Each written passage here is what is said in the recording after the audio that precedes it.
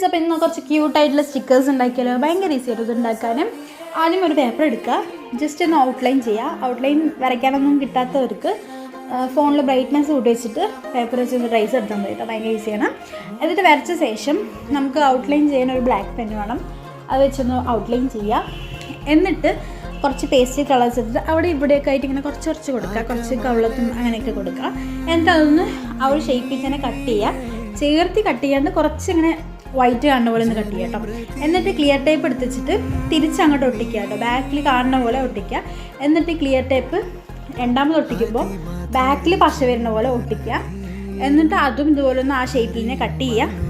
എന്നിട്ട് ഏതെങ്കിലും ഞാൻ ഒരു ഡ്രസ്സിൽ നിന്ന് കിട്ടിയ ഒരു പേപ്പർ കേട്ടോ, അതുപോലത്തെ ഒരു പേപ്പർ ഏതെങ്കിലും എടുത്തിട്ട് ഇതൊന്ന് ഒട്ടിച്ചെടുക്കുക.